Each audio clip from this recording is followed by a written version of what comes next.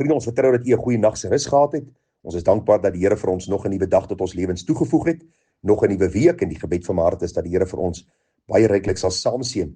Terwyl ons vanmôre sal aangaan met ons reeks vanuit die boek Spreuke, ons kyk vanmôre na Spreuke 15 vers 23 tot en met vers 27. Kom ons lees saam en ons sien wat die Here vir ons wil kom leer uit sy wonderlike woord. Daar staan 'n man uit blydskap in die regte antwoord van sy mond, en hoe goed is 'n woord op sy tyd. Ag vriende, een van die ander vertalings wat ek nageslaan het sê, 'n mens vind vreugde daarin as hy die antwoord het. Wat is beter as die regte woord op die regte tyd? Dit is so besonder as 'n mens na hierdie gedagte kyk en hoe stem ons net nie saam in ons siele daarmee nie. 'n Regte antwoord, 'n regte woord op die regte tyd, vriende, is 'n blydskap vir my eie siel, maar ook vir die wat dit aanhoor. En ag vriende, dit kan woorde wees wanneer ons miskien in 'n gesprek is by die kerk. Dit kan miskien wees in 'n beradingssessie. Dit kan miskien wees om die braaivleisvuur. Soos die Heilige Gees ons ook lei en vir ons leer dat ons woorde met sout besprinkel moet wees, sodat ons weet hoe ons iedereen moet antwoord. En hoe kosbaar om te sien, wanneer ons in 'n gesprek is en ons die regte woord op die regte tyd aan hierdie mense deurkommunikeer, watter vreugde en watter blydskap dit bring. In die jare wat ek in die bediening is, ek het telke male al gesien, wanneer mense bedruk by jou aankom en jy begin met hulle praat en hulle stel hulle probleem aan jou en jy begin uit die woord met hulle kommunikeer en hoe die waarheid van God se woord hulle hart optel en hulle gesig laat verhelder en hulle stap hier uit met 'n vreugde en 'n lied in die hart, omdat God se woord op die regte tyd tot hulle gekom het. Nou vriende, hierdie woorde kan wees woorde van liefde, dit kan woorde wees van bemoediging, dit kan selfs woorde van vermaning wees. Onthou, 'n goeie woord van vermaning op die regte tyd is tot opbouing van die persoon wat dit hoor. Dit kan woorde wees, vriende, waar ons miskien vrede sluit met mense met wie ons in onmin verkeer het. En daarom is dit belangrik dat ons sal sien wat die skrif vir ons sê. 'n Man het blydskap in die regte antwoord van sy mond, en hoe goed is 'n woord op sy tyd. En ag, moenie te ver gaan soek na hierdie gedagte nie. Kyk in jou eie huis. Hoe goed is 'n woord op die regte tyd wanneer jy as man vir jou vrou sê, môre my vrou, ek het jou lief. Ek het lekker geslaap gisteraand. Miskien wanneer jy vir jou kinders sê, hoe was jou dag gewees, seun? Kom sit bietjie by pa en gesels bietjie met pa. Miskien jou ma of jou skoonma of miskien jou skoonpa of miskien mense by die kerk. Hoe kosbaar om te weet dat die Here ons woorde ook kan gebruik om mense op te bou. En dit bring vir ons blydskap en dit bring ook blydskap vir die wat ons hoor. Vers 24 sê, die pad van die lewe gaan vir die verstandige na bowe, sodat hy die doderyk daaronder ontwyk. Nou vriende, hierdie gedagte is eenvoudig dat 'n verstandige mens lewe sy lewe volgens God se woord. Dit beteken nie ons is volmaak nie, ek het vir die almales ondertal gesê, maar as 'n daaglikse begeerte dat ons lewens sal inrig volgens die woord van die Here in die voetstappe van Christus. Want 1 Johannes leer vir ons, as ons sê dat ons aan Christus behoort, dan behoort ons self te wandel soos hy gewandel het. En ag vriende, hierdie pad wat ons stap ons met die oë gefestig op Jesus, die leidsman en volëinder van ons geloof. En hierdie pad sal nie teleurstel nie. Die Bybel sê vir ons baie duidelik, hierdie pad gaan na bowe.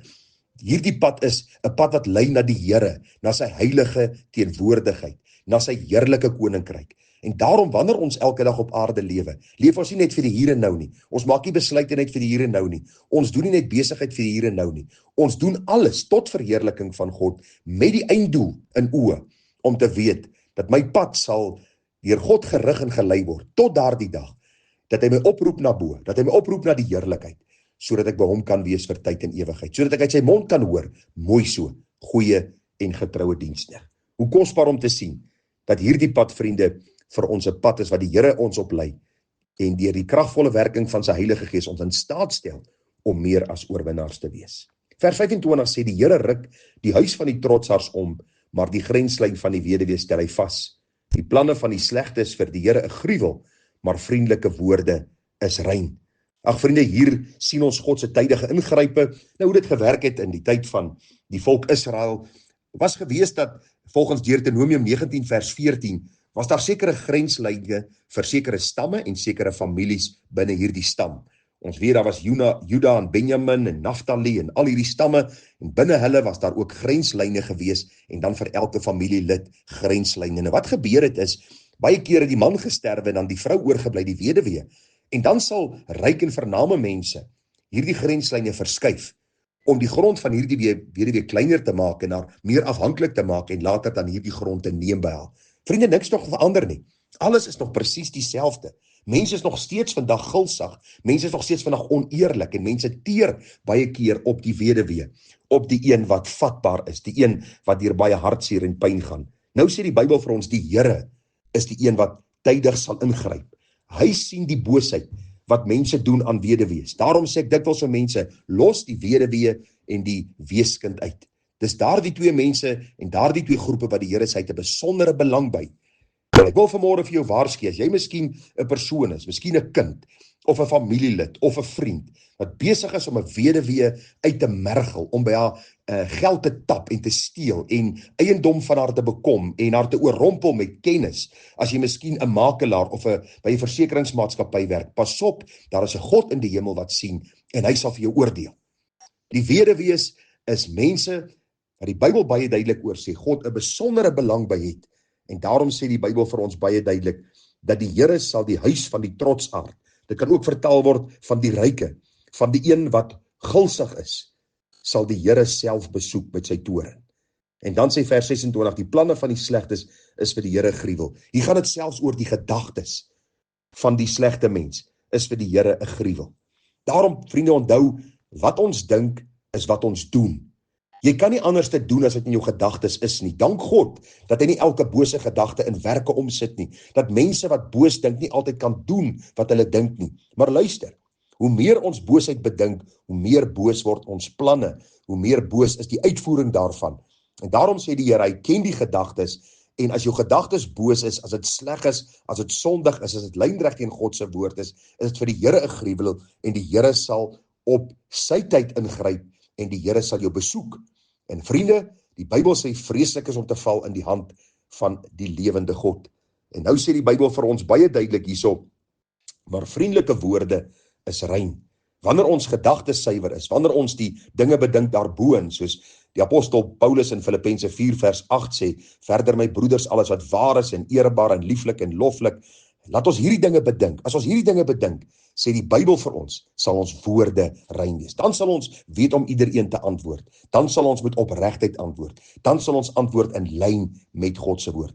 Ek wil vanmôre vir u sê, dis die belangrikheid van hierdie oordenkings, dat u sal sien hoe belangrik is God se woord. Baie mense sê, ja, maar ek voel nie geestelik nie, ek voel nie naby aan God nie. Al wat ek jou vra is, lees die woord. As jy God wil hoor praat, lees sy woord, sien wat hy sê, bid dat sy Heilige Gees jou in staat sal stel om te doen wat hy van jou vra, kry jou gedagte reg. Die Bybel sê vir ons in Romeine 12, dat ons vernuwe moet word in ons verstand, en soos die Here ons verstand vernuwe, sê die Bybel, sal ons woorde rein wees, sal ons dade rein wees, sal ons God so welbehaaglik kan dien.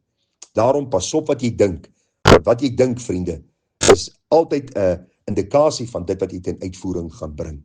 En dan die laaste vers van vanmôre is, wie onregverdige wins maak, bring sy huis in beroering, maar hy wat geskenke haat, sal lewe.